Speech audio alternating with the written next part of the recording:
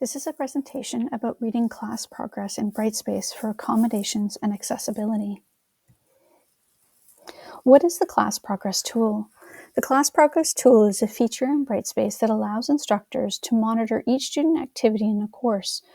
From a single location, instructors can check, for example, which content topics a student has visited, meaning selected, how many discussion posts they have read and created, how often they log into Brightspace in the past 30 days, and an overview of students' grades represented by a histograph. At YU and TFS, instructors can see an automatic summary of 4 indicators: system access, content completed, discussions, and grades. Class progress, what can we read? Both instructors and students have access to the Class Progress tool. The Class Progress tool can help with tracking student progress in a course through different progress indicators. Instructors can use Class Progress to track their students' overall progress and prepare reports, while students can use Class Progress to keep track of all of their course-specific assignments and feedback. High-level overviews as well as individual student performance are both available to instructors. Class Progress, what do these 4 indicators mean? For system access, only the last 30 days are visible, and it is not course-specific but related to whether students are logging into Brightspace.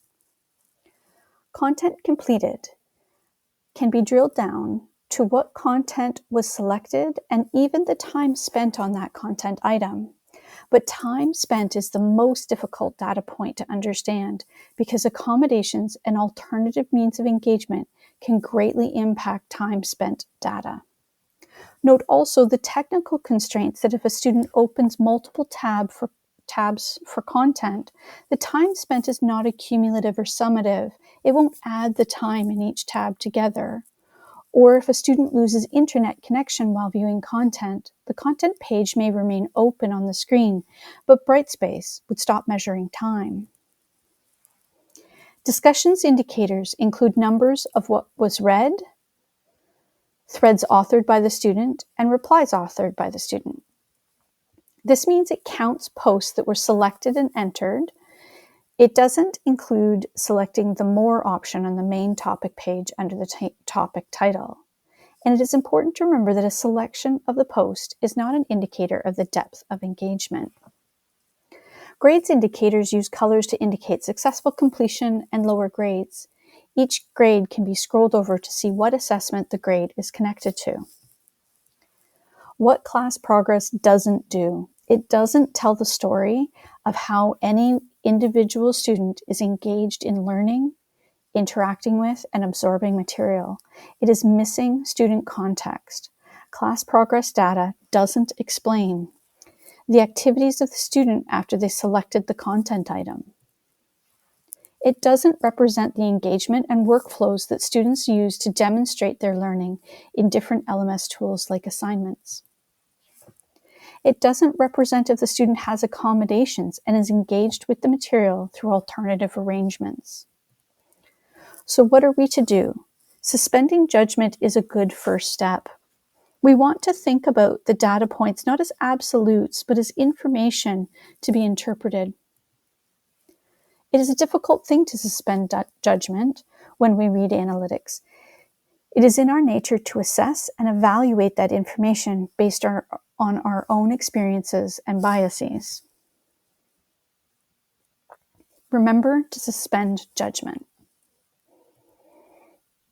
Trauma-informed practices ask us to pause and imagine and assume that all students have a story, because they do.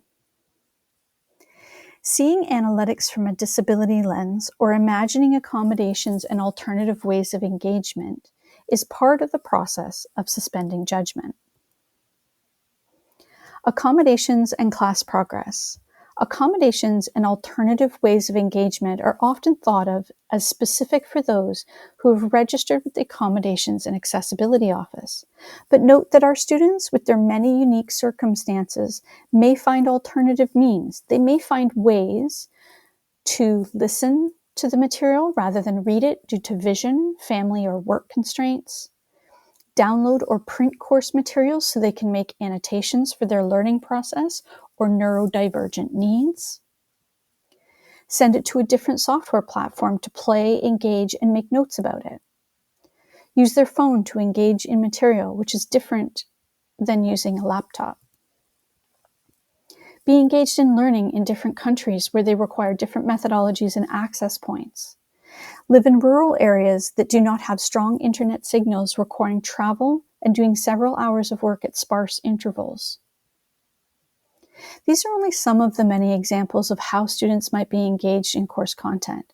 It demonstrates ways we can read data with accommodations, disability, and trauma-informed lenses at the forefront.